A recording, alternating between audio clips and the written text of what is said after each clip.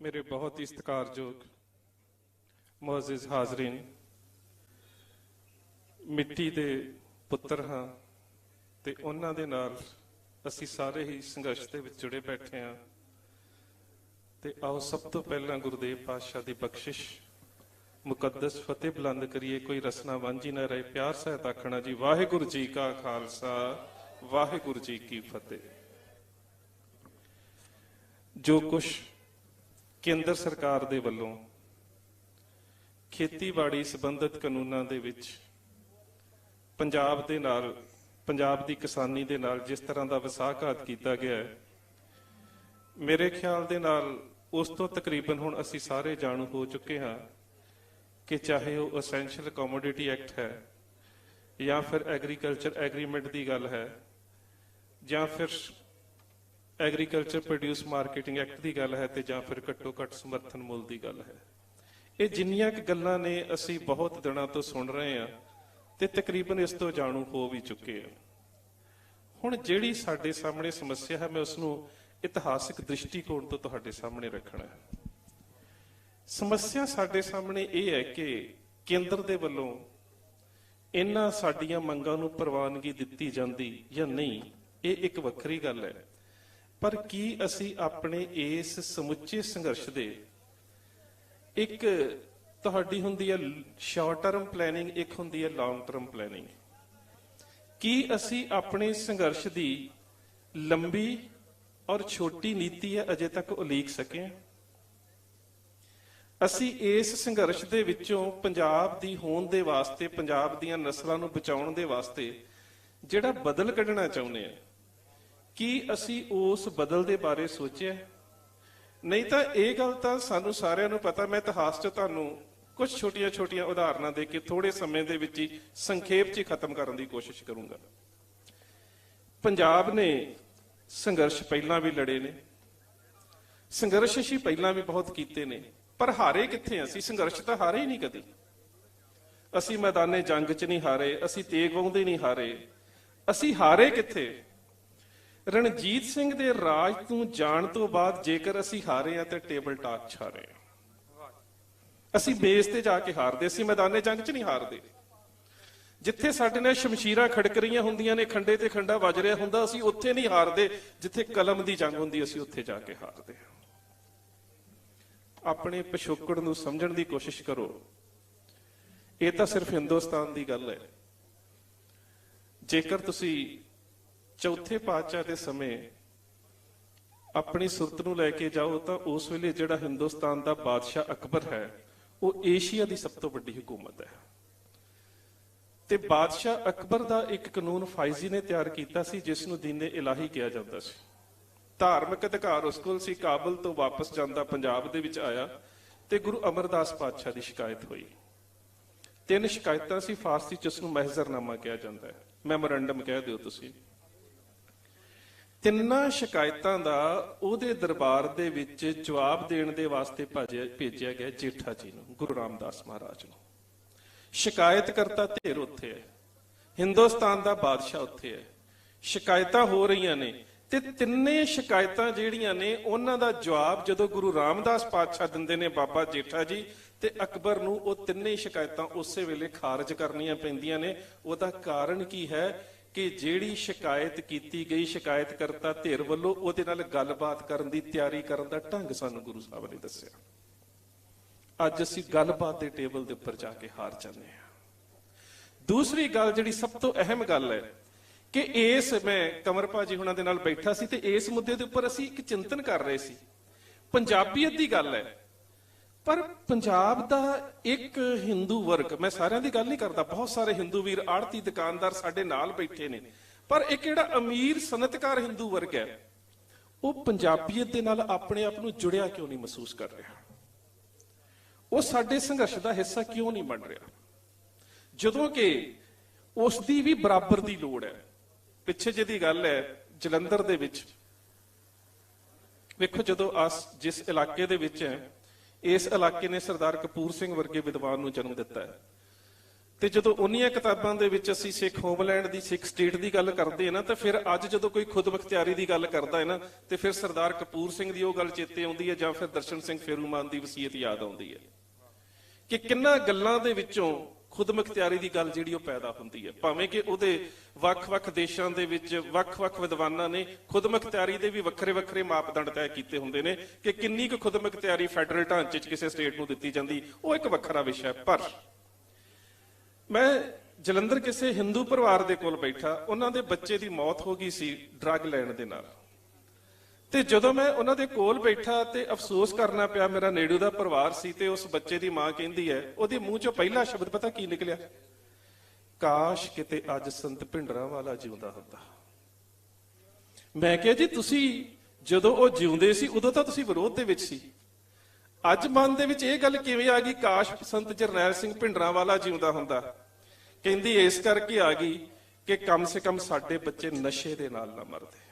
ਇਹਦਾ ਮਤਲਬ ਜਦੋਂ ਸਾਨੂੰ ਆਪ ਨੂੰ ਸੇਕ ਲੱਗਾ ਉਦੋਂ ਸਾਨੂੰ ਸੰਤ ਜਰਨੈਲ ਸਿੰਘ ਦੀ ਯਾਦ ਆਈ, ਪਰ ਉਸ ਸਮੇਂ ਜਿਹੜਾ ਸਾਡੇ ਸਾਹਮਣੇ ਹਿੰਦੁਸਤਾਨੀ ਮੀਡੀਆ ਨੇ ਜਿਹੜਾ ਬਰਤਾਂਤ ਸਿਰਜਿਆ, ਪਤਾ ਕੀ ਕਿਹਾ ਗਿਆ?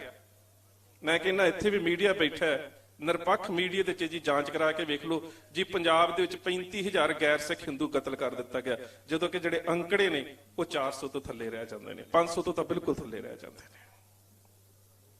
ਗੱਲ ਕੀ ਸਟੇਟ ਦੇ ਵੱਲੋਂ, ਸਰਕਾਰਾਂ ਦੇ ਵੱਲੋਂ ਬਰਤਾਂਤ ਸਿਰਜਿਆ ਜਾਂਦਾ, ਜਿਹੜਾ ਬਰਤਾਂਤ ਹੁਣ ਸਿਰਜਿਆ ਜਾ ਰਿਹਾ, ਜਿਹੜਾ ਨਰੇਟਿਵ ਸੈੱਟ ਕੀਤਾ ਜਾ ਰਿਹਾ, ਬਿਜਲੀ ਨਹੀਂ ਆਵੇਗੀ ਕਿਸਾਨਾਂ ਦੇ ਸੰਘਰਸ਼ ਕਰਕੇ, ਕੋਲਾ ਖਤਮ ਹੋ ਰਿਹਾ ਕਿਸਾਨਾਂ ਦੇ ਸੰਘਰਸ਼ ਕਰਕੇ, ਦੁਕਾਨਦਾਰਾਂ ਨੂੰ ਦੀਵਾਲੀ ਦੇ ਉੱਪਰ ਲਾਉਣ ਦੇ ਵਾਸਤੇ ਉਹਨਾਂ ਦੀਆਂ ਵਸਤਾਂ ਨਹੀਂ ਮਿਲਣਗੀਆਂ ਕਿਸਾਨਾਂ ਦੇ ਸੰਘਰਸ਼ ਕਰਕੇ, ਛੋਟੇ ਦੁਕਾਨਦਾਰ ਦੀਵਾਲੀ ਦੇ ਉੱਪਰ ਦੁਕਾਨਾਂ ਨਹੀਂ ਲਾ ਲੈਣਗੇ ਕਿਸਾਨਾਂ ਦੇ ਸੰਘਰਸ਼ ਕਰਕੇ, ਬਾਰਡਰ ਦੇ ਉੱਪਰ ਫੌਜੀਆਂ ਨੂੰ ਸਮਾਨ ਨਹੀਂ ਪਹੁੰਚ ਰਿਹਾ ਕਿਸਾਨਾਂ ਦੇ ਸੰਘਰਸ਼ ਕਰਕੇ। ਗੱਲ ਕੀ ਕਿ ਉਹਨਾਂ ਕੋਲ ਜਿਹੜਾ ਵਿਕਾਊ ਮੀਡੀਆ ਹੈ ਉਹ ਸਾਰੇ ਲੋਕਾਂ ਦੀ ਮਾਨਸਿਕਤਾ ਦੀ ਦਿਸ਼ਾ ਜਿਹੜੀ ਇਸ ਡਾਇਰੈਕਸ਼ਨ ਦੇ ਵਿੱਚ ਸੈੱਟ ਕਰ ਦੇਵੇਗਾ, ਜਿੱਥੇ ਲੋਕਾਂ ਦੇ ਵਿੱਚ ਇਹ ਗੱਲ ਜਾਵੇਗੀ ਕਿ ਕਿਸਾਨਾਂ ਦਾ ਸੰਘਰਸ਼ ਸ਼ਾਇਦ ਪੰਜਾਬੀਅਤ ਦੇ ਵਾਸਤੇ ਖਤਰਨਾਕ ਸਾਬਤ ਹੋ ਰਿਹਾ, ਤੇ ਉੱਥੇ ਦੋਸ਼ੀ ਕੌਣ ਆ? ਅਸੀਂ ਅਜੇ ਤੱਕ ਉਹਨਾਂ ਲੋਕਾਂ ਨਾਲ, ਸ਼ਹਿਰੀ ਲੋਕਾਂ ਦੇ ਨਾਲ ਇੱਕ ਡਾਇਲੌਗ ਨਹੀਂ ਰਚਾ ਸਕੇ, ਅਸੀਂ ਇੱਕ ਸੰਵਾਦ ਨਹੀਂ ਸਿਰਜ ਸਕੇ, ਅਸੀਂ ਦੱਸ ਨਹੀਂ ਸਕੇ ਕਿ ਪੰਜਾਬ ਦੇ ਵਿੱਚ ਇਹਨਾਂ ਬਿੱਲਾਂ ਦੇ ਨਾਲ ਪੰਜਾਬ ਦਾ ਕਿਸਾਨ ਤੇ ਹੋ ਸਕਦਾ ਮਰਦਾ 10 ਸਾਲ ਕੱਢ ਜਾਵੇ, ਤੁਸੀਂ ਸਾਡੇ ਤੋਂ ਪਹਿਲਾਂ ਮਰਨਾ। ਅਸੀਂ ਉਹ ਬਰਤਾਂਤ ਨਹੀਂ ਸਿਰਜ ਸਕੇ, ਅਸੀਂ ਉਹਨਾਂ ਨੂੰ ਦੱਸ ਨਹੀਂ ਸਕੇ। ਰਣਜੀਤ ਸਿੰਘ ਨੇ ਰਾਜ ਕਿਉਂ ਕੀਤਾ? ਰਣਜੀਤ ਸਿੰਘ ਨੇ ਉਹਨਾਂ ਲੋਕਾਂ ਦੇ ਵਿੱਚ ਸਿੱਖ ਰਾਜ ਦੀ ਖੂਬੀ ਕੀ ਹੈ, ਉਹ ਗੈਰ ਸਿੱਖਾਂ ਦੇ ਵਿੱਚ ਵੀ ਉਸ ਬਰਤਾਂਤ ਨੂੰ ਸਿਰਜਿਆ। ਮੈਂ ਤੁਹਾਨੂੰ ਉਦਾਹਰਨ ਦਿੰਦਾ, ਅਵੇਤਾਬਲ ਮਹਾਰਾਜਾ ਰਣਜੀਤ ਸਿੰਘ ਦਾ ਬਾਹਰੀ ਜਰਨੈਲ, ਵਿਦੇਸ਼ੀ ਜਰਨੈਲ, ਪਸ਼ਾਵਰ ਦੇ ਵਿੱਚ ਜੰਗੀ ਫੌਜੀ ਛਾਉਣੀ ਕਾਇਮ ਕਰਨੀ ਸੀ। ਉਸ ਫੌਜੀ ਛਾਉਣੀ ਨੂੰ ਕਾਇਮ ਕਰਨ ਦੇ ਵਾਸਤੇ ਉਸ ਨੂੰ ਇੱਕ ਅਮੀਰ ਚੰਦ ਨਾਂ ਦੇ ਹਿੰਦੂ ਵਪਾਰੀ ਦਾ, ਅਮੀਰ ਦਾ ਘਰ ਢਾਉਣਾ ਪੈ ਗਿਆ।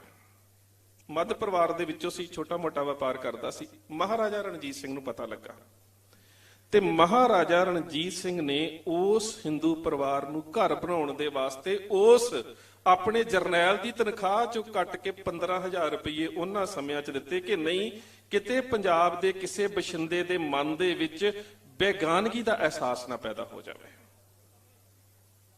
ਕਿਉਂਕਿ ਹੁਣ ਉਹ ਜਿਹੜਾ ਬੇਗਾਨਗੀ ਦਾ ਅਹਿਸਾਸ ਉਹਨਾਂ ਦੇ ਵਿੱਚੋਂ ਕੱਢਿਆ ਗਿਆ, ਅੱਜ ਉਹ ਕਿਉਂ ਵੀਰ ਨਹੀਂ ਸਮਝ ਰਹੇ ਕਿ ਅਸੀਂ ਵੀ ਇਸ ਮਿੱਟੀ ਦੇ ਵਾਰਿਸ ਹਾਂ, ਸਾਨੂੰ ਕਿਸਾਨਾਂ ਦੇ ਨਾਲ ਬਹਿਣਾ ਪਵੇਗਾ, ਸਾਨੂੰ ਇਸ ਸੰਘਰਸ਼ ਦਾ ਹਿੱਸਾ ਬਣਨਾ ਪਵੇਗਾ।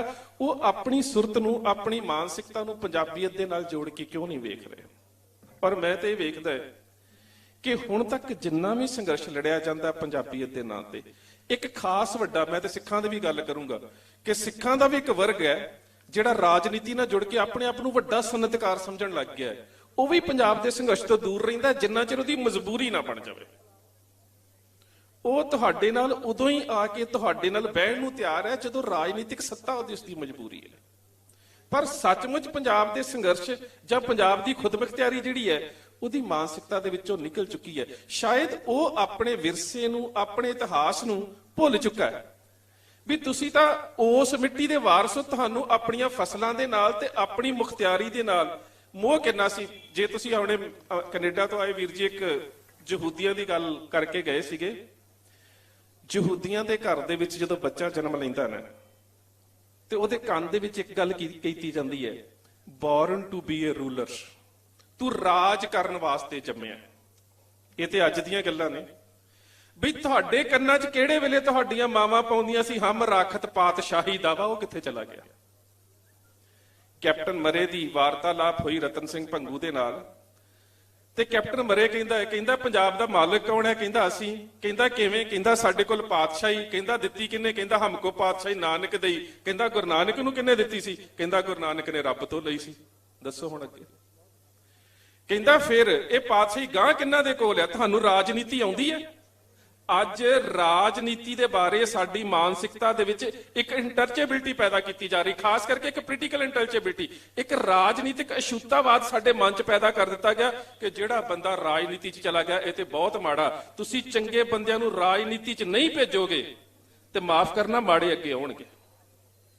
ਜੇ ਪੰਜਾਬ ਦੀ ਮੈਂ ਕਹਿੰਦਾ ਇਸ ਕਿਸਾਨੀ ਦੇ ਸੰਘਰਸ਼ 'ਚੋਂ, ਜਿੱਥੇ ਪੰਜਾਬ ਦਾ ਕਿਸਾਨ, ਛੋਟਾ ਕਿਰਤੀ ਵਰਗ, ਖੇਤ ਮਜ਼ਦੂਰ ਤੇ ਛੋਟਾ ਸ਼ਹਿਰੀ ਦੁਕਾਨਦਾਰ, ਮੈਂ ਛੋਟੇ ਦੀ ਗੱਲ ਕਰ ਰਿਹਾ, ਲੀਡ ਵਰਗ ਦੀ ਗੱਲ ਨਹੀਂ ਕਰ ਰਿਹਾ, ਜੇਕਰ ਉਹ ਤੁਹਾਡੇ ਨਾਲ ਅੱਜ ਸੜਕ ਤੇ ਬੈਠਾ ਹੈ, ਜੇਕਰ ਇਸ ਸੰਘਰਸ਼ ਦੇ ਵਿੱਚੋਂ ਚੰਗਾ ਰਾਜਨੀਤਿਕ ਬਦਲ ਨਹੀਂ ਨਿਕਲਦਾ, ਤੇ ਫਿਰ ਮੈਂ ਸੋਚਦਾ ਕਿ ਸਾਡੇ ਵਿੱਚ ਨਾ ਇੱਕ ਰਾਜਨੀਤਿਕ ਜਿਹੜੀ ਪੋਲੀਟੀਕਲ ਇੰਟਰਚੇਬਿਲਿਟੀ ਪੈਦਾ ਕਰ ਦਿੱਤੀ ਜਾਂਦੀ ਹੈ ਵੀ ਨਹੀਂ, ਰਾਜਨੀਤੀ ਬੜੀ ਮਾੜੀ ਚੀਜ਼ ਹੈ। ਵੀ ਤੁਸੀਂ ਤਾਂ ਉਹ ਸੀ, ਕੈਪਟਨ ਮਰੇ ਨੇ ਪੁੱਛਿਆ, ਕਹਿੰਦਾ ਰਾਜਨੀਤੀ ਆਉਂਦੀ ਹੈ? ਰਤਨ ਸਿੰਘ ਭੰਗੂ ਕਹਿੰਦਾ ਮੇਰੀ ਤਾਂ ਗੱਲ ਹੀ ਛੱਡ ਦੇ, ਮੇਰੇ ਤੇ ਖੂਨ 'ਚ ਹੈ, ਮੈਂ ਤੇ ਮਹਿਤਾਬ ਸਿੰਘ ਮੀਰਾਕੋਟ ਦੇ ਪਰਿਵਾਰ ਦੇ ਵਿੱਚੋਂ, ਮੇਰੀ ਤੇ ਗੱਲ ਹੀ ਸੁਣ ਲੈ। ਕਹਿੰਦਾ ਪੰਜਾਬ ਦੇ ਵਿੱਚ ਜਾ, ਕਹਿੰਦਾ ਅਰੋੜਾ, ਝਿਊਰ, ਜਾਤ, ਸਨਾਤ, ਜੇ ਸਭ ਜਾਣੇ ਰਾਜਨੀਤੀ ਕੀ ਬਾਤ, ਕਹਿੰਦਾ ਕਿਤੇ ਪਿੰਡ 'ਚ ਜਾ ਕੇ ਵੇਖ, ਚਾਹੇ ਕੋਈ ਦਲਿਤ ਹੈ, ਚਾਹੇ ਕੋਈ ਜੱਟ ਹੈ, ਚਾਹੇ ਕੋਈ ਸ਼ੂਦਰ ਹੈ, ਸਾਰੇ ਰਾਜਨੀਤੀ ਜਾਣਦੇ ਨੇ। ਉਹ ਤੁਹਾਡੇ ਤਾਂ ਲਹੂ ਦੇ ਵਿੱਚ ਸੀ, ਸਾਡੇ ਤਾਂ ਖੂਨ ਦੇ ਵਿੱਚ ਸੀ। ਹਮਕੋ ਪਾਤਸ਼ਾਹੀ ਨਾਨਕ ਦੇਈ, ਹਮ ਰਾਖਤ ਪਾਤਸ਼ਾਹੀ ਦਾਵਾ। ਅੱਜ ਸਾਡੇ ਚੋਂ ਪਾਤਸ਼ਾਹੀ ਦਾਵਾ ਗਵਾਚਦਾ ਕਿਉਂ ਜਾ ਰਿਹਾ ਹੈ? ਇਹਨਾਂ ਗੱਲਾਂ ਕਰਕੇ। ਔਰ ਇਹ ਦਾਅਵੇਦਾਰੀ ਢਾਡੀ ਕਿੰਨੀ ਵੱਡੀ ਸੀ।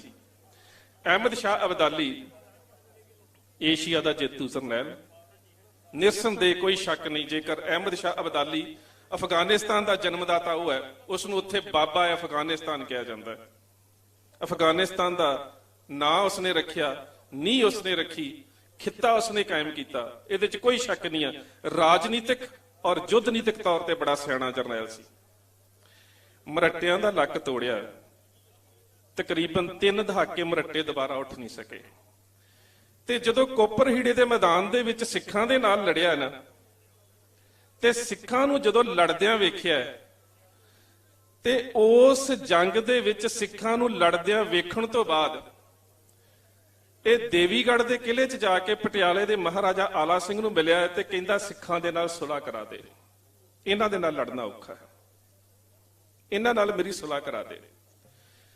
ਤੇ ਆਲਾ ਸਿੰਘ ਨੇ ਉਸ ਵੇਲੇ ਨਾਨੂ ਸਿੰਘ ਗਰੇਵਾਲ ਨਾਂ ਦਾ ਵਕੀਲ ਸੀ ਜਿਹੜਾ ਸਿੱਖਾਂ ਦੇ ਕੋਲ ਭੇਜਿਆ, ਤੇ ਉਹ ਜੋ ਪੰਗ ਸਿੰਘ ਬੈਠੇ ਨੇ ਉਹਨਾਂ ਪੰਜਾਂ ਸਿੰਘਾਂ ਦੇ ਅੱਗੇ ਨਾਨੂ ਸਿੰਘ ਗਰੇਵਾਲ ਵਕੀਲ ਜਿਹੜਾ ਅਬਦਾਲੀ ਵੱਲੋਂ ਭੇਜਿਆ ਗਿਆ, ਉਹਨੇ ਇੱਕ ਸ਼ਰਤ ਰੱਖੀ ਹੈ। ਕਹਿੰਦਾ ਸ਼ਰਤ ਬੜੀ ਸੌਖੀ ਹੈ, ਸੱਚਮੁੱਚ ਸ਼ਰਤ ਬੜੀ ਸੌਖੀ ਜੀ।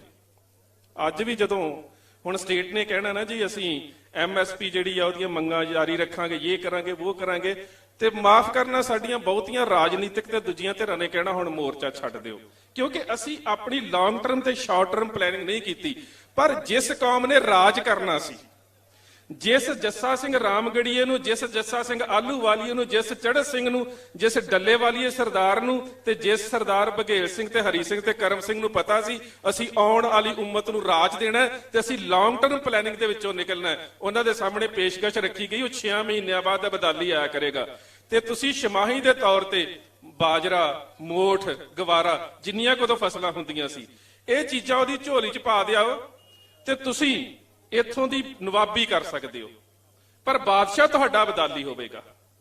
ਕਿੰਨਾ ਸਸਤਾ ਸੌਦਾ, ਕਿੰਨਾ ਵਧੀਆ ਸੌਦਾ ਜੇ ਸੋਚਿਆ ਜਾਵੇ। ਪਰ ਸਰਦਾਰ ਚੜ੍ਹਤ ਸਿੰਘ ਮਹਾਰਾਜਾ ਰਣਜੀਤ ਸਿੰਘ ਦਾ ਦਾਦਾ ਆਪਣੇ 5 ਸਿੰਘਾਂ ਦੇ ਨਾਲ ਸਲਾਹ ਕਰਕੇ ਉਸ ਨੂੰ ਜਵਾਬ ਪਤਾ ਕੀ ਦਿੰਦਾ ਹੈ? ਕਹਿੰਦਾ ਪਹਿਲੀ ਗੱਲ ਤਾਂ ਇਹ ਹੈ ਕਿ ਅਸੀਂ ਇੱਥੋਂ ਦੇ ਬਾਦਸ਼ਾਹ ਤੇ ਅਬਦਾਲੀ ਉੱਥੋਂ ਦਾ ਲਟੇਰਾ ਕਦੀ ਬਾਦਸ਼ਾਹ ਲਟੇਰਿਆਂ ਦੀਆਂ ਆਫਰ ਤੇ ਪੇਸ਼ਕਸ਼ ਪ੍ਰਵਾਨ ਨਹੀਂ ਕਰਦੇ ਹੁੰਦੇ। ਪਹਿਲੀ ਗੱਲ ਤਾਂ ਇਹ,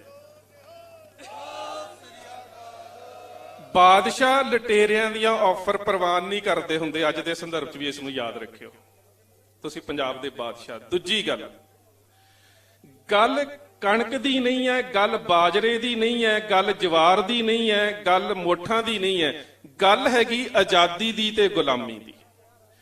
ਜਿਹੜਾ ਜਵਾਬ ਦਿੱਤਾ ਉਸ ਵੇਲੇ ਨਾ ਸਰਦਾਰ ਸੋਹਣ ਸਿੰਘ ਸੀਤਲ ਹੋਣਾ ਨੇ ਉਸ ਨੂੰ ਕਵਿਤਾ 'ਚ ਲਿਖਿਆ, ਕਹਿੰਦੇ ਸਾਡੇ ਵੱਲੋਂ ਸ਼ਾਹ ਨੂੰ ਕਹਿ ਦੇਣਾ ਜਾ ਕੇ, ਸ਼ਾਹ ਅਬਦਾਲੀ ਬਾਰੇ ਸ਼ਬਦ ਵਰਤਿਆ ਗਿਆ, ਸਾਡੇ ਵੱਲੋਂ ਸ਼ਾਹ ਨੂੰ ਕਹਿ ਦੇਣਾ ਜਾ ਕੇ, ਮਿਲਾਂਗੇ ਉਸ ਨੂੰ ਰਣ ਵਿੱਚ ਹੱਥ ਤੇਗ ਉਠਾ ਕੇ, ਸ਼ਰਤਾਂ ਲਿਖਾਂਗੇ ਰਤ ਨਾਲ ਖੈਬਰ ਕੋਲ ਜਾ ਕੇ, ਸ਼ਾਹ ਨਜਰਾਨੇ ਸਾਥੋਂ ਭਾਲਦਾ ਇਉਂ ਈਨ ਮਨਾ ਕੇ, ਪਰ ਸ਼ੇਰ ਨਾ ਜਿਉਂਦੇ ਸੀਤਲਾ ਨੱਕ ਨੱਥ ਪਵਾ ਕੇ। ਸਾਡੀ ਵਿਚਾਰਧਾਰਾ ਤਾਂ ਇਹ ਸੀ, ਅਸੀਂ ਤਾਂ ਉਸ ਵਿਰਸੇ ਦੇ ਵਾਰਸ ਸੀ ਜਿੱਥੇ ਕਿਸੇ ਤਰ੍ਹਾਂ ਦੀ ਆਪਣੀ ਕੌਮੀਅਤ ਜਾਂ ਆਪਣੇ ਖੇਤਰੀ ਪੱਧਰ ਜਾਂ ਆਪਣੇ ਖਿੱਤੇ ਜਾਂ ਆਪਣੀ ਖੁਦ ਮੁਖਤਿਆਰੀ ਦੇ ਉੱਪਰ ਕਿਸੇ ਤਰ੍ਹਾਂ ਦਾ ਕੋਈ ਸਮਝੌਤਾ ਹੀ ਨਹੀਂ ਕੀਤਾ ਜਾਂਦਾ। ਸਾਡੇ ਵਡੇਰੇ ਤਾਂ ਉਹ ਸੀ। ਅੱਜ ਸਾਨੂੰ ਉਸ ਚੀਜ਼ ਨੂੰ ਵੇਖਣਾ ਪਵੇਗਾ ਕਿ ਜਿਸ ਤਰ੍ਹਾਂ ਦੇ ਨਾਲ ਸਨਅਤਕਾਰੀ, ਇਹ ਵੱਡਾ ਜਿਹੜਾ ਕਾਰਪੋਰੇਟ ਸੈਕਸ਼ਨ ਹੈ ਨਾ, ਇਹ ਪੰਜਾਬ ਦੀ ਸਨਅਤਕਾਰੀ ਨੂੰ ਜਿਸ ਤਰ੍ਹਾਂ ਦੇ ਨਾਲ ਪ੍ਰਭਾਵਿਤ ਕਰਨ ਵਾਸਤੇ ਤੁਰਿਆ ਹੋਇਆ ਹੈ, ਆਉਣ ਵਾਲੇ ਸਮੇਂ ਦੇ ਵਿੱਚ ਵੇਖੋ, ਮੈਂ ਬਾਰ-ਬਾਰ ਇਹ ਗੱਲ ਕਿਹਾ ਗਿਆ ਕਿ ਸਰਕਾਰਾਂ ਦੇ ਵੱਲੋਂ ਤੇ ਹੁਣ ਜਿਹੜਾ ਮੀਡੀਆ ਦਾ ਵੀ ਇੱਕ ਬਹੁਤ ਵੱਡਾ ਹਿੱਸਾ ਜਿਹੜਾ ਨਾ, ਉਹ ਵੀ ਸਨਅਤਕਾਰੀ ਦਾ ਹਿੱਸਾ ਬਣ ਗਿਆ ਕਾਰਪੋਰੇਟ ਸੈਕਸ਼ਨ ਦਾ।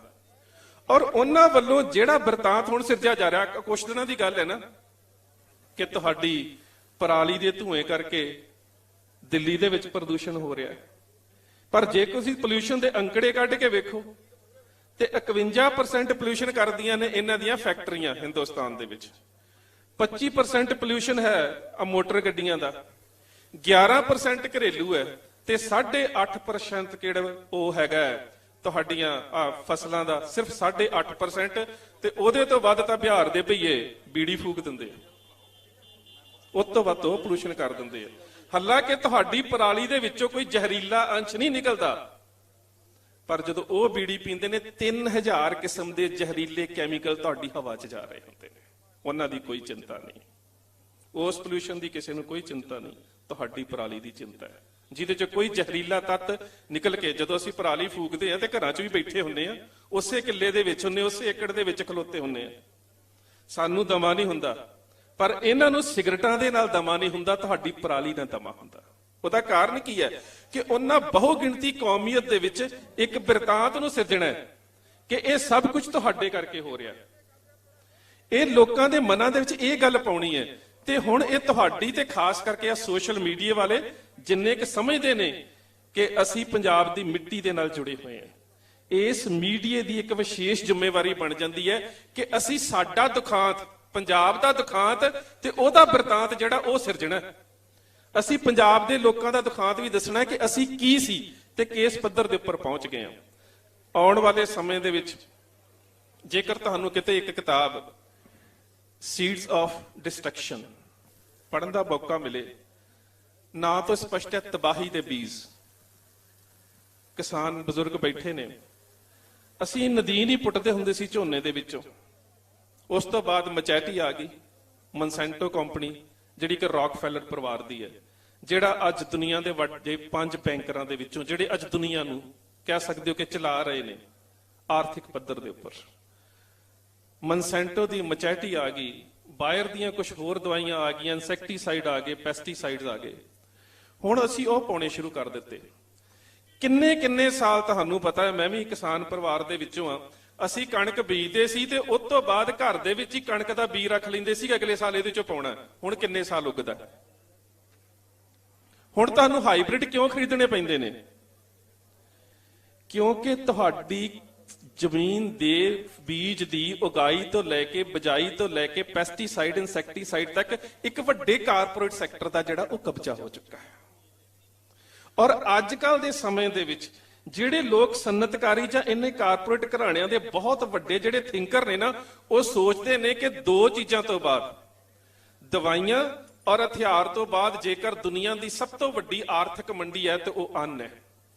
ਜਿਹਦੇ ਹੱਥ ਦੇ ਵਿੱਚ ਹਥਿਆਰ ਹੈ, ਰੋਟੀ ਉਹਨੂੰ ਵੀ ਚਾਹੀਦੀ ਹੈ, ਜਿਹੜਾ ਬਿਮਾਰ ਹੈ ਰੋਟੀ ਉਹਨੂੰ ਵੀ ਚਾਹੀਦੀ ਹੈ। ਇਸ ਕਰਕੇ ਤੁਹਾਡਾ ਅੰਨ ਜਿਹੜਾ ਇਸ ਦੇ ਉੱਪਰ ਨਜ਼ਰਾਂ ਟਿਕੀਆਂ ਹੋਈਆਂ ਨੇ, ਕਿਉਂਕਿ ਇਹ ਤੀਜੇ ਨੰਬਰ ਦੇ ਉੱਪਰ, ਵੈਸੇ ਤਾਂ ਹੁਣ ਦੂਜੇ ਨੰਬਰ 'ਚ ਆਇਆ ਦਵਾਈਆਂ ਤੋਂ ਬਾਅਦ, ਪਰ ਦੂਸਰੇ ਜਾਂ ਤੀਸਰੇ ਨੰਬਰ ਦੇ ਉੱਪਰ ਇਹ ਦੁਨੀਆ ਦੀ ਸਭ ਤੋਂ ਵੱਡੀ ਆਰਥਿਕਤਾ ਦਾ ਸਰੋਤ ਬਣਦਾ ਜਾ ਰਿਹਾ ਹੈ। ਇਸ ਦੇ ਕਰਕੇ ਤੁਹਾਡੇ ਉੱਪਰ ਇਹ ਨਜ਼ਰਾਂ ਲੱਗੀਆਂ ਹੋਈਆਂ ਨੇ। ਹੁਣ ਇਹਨੂੰ ਅਸੀਂ ਬਚਾਉਣਾ ਕਿਵੇਂ ਹੈ? ਇਹਦੇ ਵਾਸਤੇ ਲੌਂਗ ਟਰਮ ਸਾਡੀਆਂ ਪਲੈਨਿੰਗ ਕੀ ਹੋਣ, ਸਾਡੇ ਕਿਹੜੇ ਮੁੱਦੇ ਹੋਣ, ਕਿਸ ਤਰ੍ਹਾਂ ਦੀ ਖੁਦਮੁਖਤਿਆਰੀ ਦੀ ਅਸੀਂ ਗੱਲ ਕਰਨੀ ਹੈ, ਇਹ ਸਾਨੂੰ ਸਿਰ ਜੋੜ ਕੇ ਬੈਠਣਾ ਪੈਣਾ। ਤੇ ਹੁਣ ਮੈਂ ਤੁਹਾਨੂੰ ਬੇਨਤੀ ਵੀ ਕਰਾਂ ਕਿ ਥੋੜਾ ਜਿਹਾ ਆਪਣੇ ਰਾਜਨੀਤਿਕ ਧਿਰਾਂ ਤੋਂ ਉੱਪਰ ਆ ਕੇ ਉਸ ਰਾਜਸੀ ਮੁਹਾਜ ਦੀ ਸਿਰਜਣਾ ਦੀ ਗੱਲ ਕਰੋ, ਜਿਹੜਾ ਸੱਚਮੁੱਚ ਪੰਜਾਬ ਦੇ ਲੋਕਾਂ ਦੀ ਨੁਮਾਇੰਦਗੀ ਕਰ ਸਕਦਾ ਹੋ। ਮਿਸਲਾਂ ਵੱਖ-ਵੱਖ ਲੜਦੀਆਂ ਸੀ, ਲੜਦੇ ਰਹੋ, ਵੱਖ-ਵੱਖ ਪਿੰਡਾਂ 'ਚ ਸਾਡੇ ਸਾਰਿਆਂ ਦੇ ਲੜਾਈ ਝਗੜੇ ਨੇ, ਕੋਈ ਵੱਡੀ ਗੱਲ ਨਹੀਂ।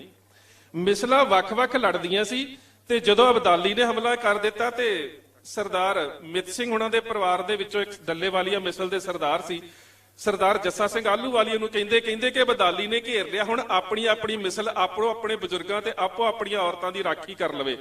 ਤੇ ਸਰਦਾਰ ਜੱਸਾ ਸਿੰਘ ਆਹਲੂਵਾਲੀਆ ਨੇ ਇੱਕ ਗੱਲ ਕਹੀ ਸੀ, ਉਹਨੇ ਕਿਹਾ ਸੀ ਮਿਸਲ ਵੰਡ ਅਬ ਕਬੇ ਨਾ ਪਾਵੋ, ਰਲ ਮਿਲ ਖੜ ਤੁਰ ਪੰਥ ਬਚਾਓ। ਹੁਣ ਆਪਸੀ ਵੰਡ ਛੱਡ ਦਿਓ, ਹੁਣ ਤੁਹਾਡਾ ਦੁਸ਼ਮਣ ਵੱਡਾ ਹੈ। ਜਿੰਨਾ ਚਿਰ ਤੁਹਾਡੇ ਸਿਰ ਤੇ ਦੁਸ਼ਮਣ ਨਹੀਂ ਸੀ, ਤੁਸੀਂ ਆਪਸ 'ਚ ਬਥੇਰਾ ਲੜ ਲਿਆ, ਬਹੁਤ ਲੜ ਲਿਆ ਸੀ ਆਪਸ ਦੇ ਵਿੱਚ। ਹੁਣ ਤੁਹਾਡੇ ਸਿਰ ਦੇ ਉੱਪਰ ਜਿਹੜਾ ਕਾਰਪੋਰੇਟ ਸੈਕਟਰ ਦਾ ਵੱਡਾ ਦੁਸ਼ਮਣ ਹੈ ਨਾ, ਉਹਦੇ ਵਾਸਤੇ ਤੁਹਾਨੂੰ ਇਕੱਠੇ ਪਾਉਣਾ ਪੈਣਾ। ਹੁਣ ਤੁਹਾਨੂੰ ਉਸ ਗੱਲ ਨੂੰ ਆਪਣੇ ਦਿਮਾਗ 'ਚ ਪਾਉਣਾ ਪੈਣਾ ਕਿ ਰਲ ਮਿਲ ਖੜ ਤੁਰ ਪੰਥ ਬਚਾਓ। ਹੁਣ ਪੰਥ ਬਚਾਉਣ ਦੀ ਗੱਲ ਕਰਨੀ ਪੈਣੀ ਹੈ। ਤੇ ਜਿਹੜਾ ਪੰਥ ਤੇ ਪੰਜਾਬ ਹੈ ਨਾ, ਅਸੀਂ ਸਾਰੇ ਹੀ ਪਿੰਡਾਂ 'ਚ ਰਹਿੰਦੇ ਆ, ਗੁਰਦੁਆਰੇ ਜਾਂਦੇ ਆ, ਔਰ ਗ੍ਰੰਥ ਔਰ ਪੰਥ ਨੂੰ ਤੋੜ ਕੇ ਨਹੀਂ ਜੇ ਵੇਖਿਆ ਜਾ ਸਕਦਾ। ਜਿਸ ਵੇਲੇ ਸਰਦਾਰ ਗੁਰਬਖਸ਼ ਸਿੰਘ ਅੰਮ੍ਰਿਤਸਰ ਸ਼ਹੀਦ ਹੋਣ ਲੱਗਾ ਸੀ ਨਾ, ਤੇ ਸ਼ਹਾਦਤ ਤੋਂ ਪਹਿਲਾਂ ਉਹਨੇ ਕਲਗੀਧਰ ਪਾਤਸ਼ਾਹ ਦੇ ਨਾਲ ਇੱਕ ਪਿਆਰੀ ਜੀ ਗੱਲ ਕੀਤੀ ਸੀ।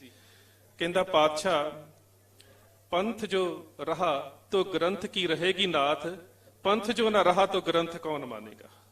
ਸੋ ਤੁਹਾਡੀ ਗੁਰੂ ਸਾਹਿਬ ਦੀ ਵਿਚਾਰਧਾਰਾ ਵੀ ਉਹਨਾਂ ਚਿਰ ਤੱਕ ਦੁਨੀਆ 'ਚ ਪ੍ਰਵਾਹਿਤ ਹੋ ਸਕੇਗੀ ਜਿੰਨਾ ਚਿਰ ਤੱਕ ਤੁਹਾਡੀ ਮਾਨਸਿਕਤਾ ਦੇ ਵਿੱਚ, ਚਾਹੇ ਪੰਜਾਬ ਦਾ ਕੋਈ ਹਿੰਦੂ ਹੈ, ਚਾਹੇ ਕੋਈ ਦਲਿਤ ਵੀਰ ਹੈ, ਚਾਹੇ ਕੋਈ ਕਿਸਾਨ ਹੈ, ਜਿੰਨਾ ਚਿਰ ਤੁਹਾਡੇ ਮਨ ਦੇ ਵਿੱਚ ਇਹ ਗੱਲ ਨਹੀਂ ਆਉਂਦੀ ਕਿ ਪੰਜਾਬ ਜਿਉਂਦਾ ਗੁਰਾਂ ਦੇ ਨਾਂ ਦੇ ਉੱਪਰ। ਇਹਦੇ ਤੋਂ ਬਿਨਾਂ ਨਾ ਕੋਈ ਵਿਕਲਪ ਤੇ ਨਾ ਕੋਈ ਸੰਕਲਪ ਸਾਡੇ ਕੋਲ ਹੈਗਾ ਕਿ ਪੰਜਾਬ ਗੁਰਾਂ ਦੇ ਨਾਂ ਤੇ ਜਿਉਂਦਾ ਹੈ। ਤੇ ਇਹ ਜਿਹੜਾ ਗੁਰਾਂ ਦੇ ਨਾਂ ਤੇ ਜਿਉਂਦਾ ਪੰਜਾਬ ਹੈ, ਜਿਸ ਗੁਰੂ ਸਾਹਿਬਾਨ ਨੇ ਪਵਨ ਗੁਰੂ ਪਾਣੀ ਪਿਤਾ ਮਾਤਾ ਧਰਤ ਮਹੱਤ ਦੀ ਗੱਲ ਕੀਤੀ ਸੀ, ਉਸ ਜਰਖੇਸ ਮਿੱਟੀ ਦੇ ਵਾਸਤੇ, ਉਸ ਧਰਤੀ ਮਾਤਾ ਦੇ ਵਾਸਤੇ ਸਾਨੂੰ ਇਕਮੁੱਠ ਹੋਣਾ ਪਵੇਗਾ। ਪੰਜਾਬ ਦੇ ਵਿੱਚ ਪੰਜਾਬੀਅਤ ਦੇ ਵਾਸਤੇ, ਇਸ ਮਿੱਟੀ ਦੇ ਵਾਸਤੇ, ਔਰ ਅਸੀਂ ਇਸ ਸੂਬੇ ਦੀ ਰੀੜ ਦੀ ਹੱਡੀਆਂ, ਸਾਨੂੰ ਕਿਤੇ ਨਾ ਕਿਤੇ ਆਪਣੇ ਸਿਆਸੀ ਮਤ ਭੇਦ ਭੁਲਾ ਕੇ ਇੱਕ ਟੇਬਲ ਦੇ ਉੱਪਰ ਆਉਣਾ ਪਵੇਗਾ। ਪਰ ਇਸ ਵਾਰੀ ਫਿਰ ਉਹੀ ਗੱਲ ਸਰਦਾਰ ਕਪੂਰ ਸਿੰਘ ਦੀ ਗੱਲ ਕਹਿ ਕੇ ਸਮਾਪਤੀ ਕਰਨ ਲੱਗਾ, ਇੰਜ ਨਾ ਹੋਵੇ ਕਿ ਤੁਸੀਂ ਸੜਕਾਂ ਤੇ ਜਿੱਤ ਜਾਓ ਤੇ ਟੇਬਲ ਤੇ ਜਾ ਕੇ ਹਾਰ ਜਾਓ। ਇਸ ਵਾਰੀ ਇੰਜ ਨਾ ਹੋਣ ਦਿਓ। ਇਸ ਵਾਰੀ ਜਿਹੜੀ ਜਿੱਤ ਹੈ ਉਹਨੂੰ ਯਕੀਨੀ ਬਣਾ ਕੇ ਤੁਰਿਓ। ਇੰਨੀਆਂ ਬੇਨਤੀਆਂ ਪ੍ਰਵਾਨ। ਫਤਿਹ ਦੀ ਸਾਂਝ ਪਿਆਰ ਸਹਿਤ ਆਖਿਓ ਜੀ। ਵਾਹਿਗੁਰੂ ਜੀ ਕਾ ਖਾਲਸਾ, ਵਾਹਿਗੁਰੂ ਜੀ ਕੀ ਫਤਿਹ।